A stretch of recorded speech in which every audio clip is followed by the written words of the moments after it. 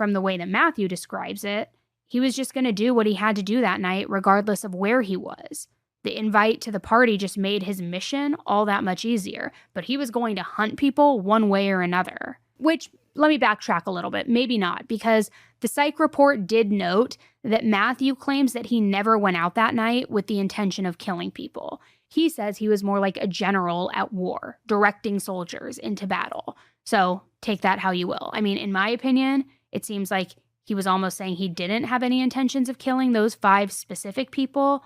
But if people, on the evil side or the shapeshifters showed up, that he knew what he had to do or what he felt like he had to do for this war. So I guess it could be open for interpretation. And I hope I'm not losing you all here because I know that this is a lot. It's a lot of moving pieces, but this really is key to the entire case. So Matthew claimed that after Brendan invited him to the party, he started prepping for the war that night. He also brought gloves and a box cutter, because he believed that his job as the general was to dismember the bodies of the evil and dispose of them before the police arrived. And according to him, the reason for that is because any and all police officers were also part of the conspiracy and they were on the evil side as well. So with that in mind, it does make sense why he acted the way he did when he was arrested, right?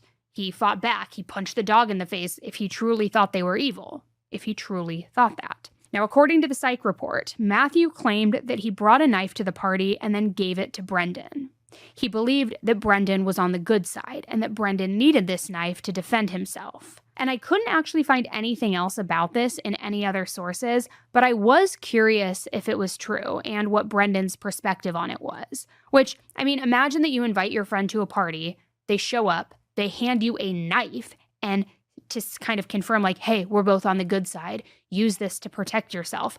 I'd be a little freaked out. I'd be like, what are you talking about, protect myself? Why the hell do you have a knife? Why do I have a knife? Like, what's going on here? Now, Matthew claimed during his psych exam that he had no idea what time the war was going to start, that it wasn't scheduled, it wasn't going to be a certain thing that would spark his attention because it's right when the full moon fully came out. He said there wasn't any sort of indicator, that he would just know. However, some of the other partygoers have reported conflicting things. One guy, another childhood friend of Matthew's named Daniel, said that he and Matthew went on a small walk together the night of the party. And he said that during that walk, Matthew shared with him that the world was going to end at midnight, which to me, that makes me think that he had a time in mind, right? He knew when things were going to begin.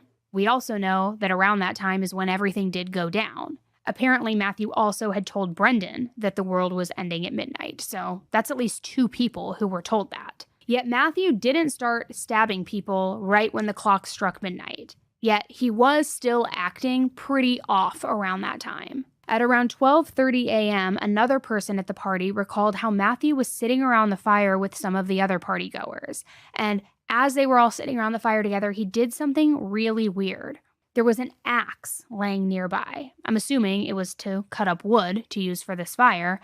But Matthew picked up the axe, put his cell phone on the blade part of it, and then dropped it into the fire. And everyone standing around the fire acted quickly and tried to help him out, even though he did this intentionally. One of them was able to get his phone out of the fire pretty quickly, but as soon as the fire was out of the flames, Matthew grabbed it and started smashing it with the axe until it was literally in pieces. So, I mean, it's not like Matthew was being totally normal and inconspicuous that night until the stabbings. He was being odd all night long.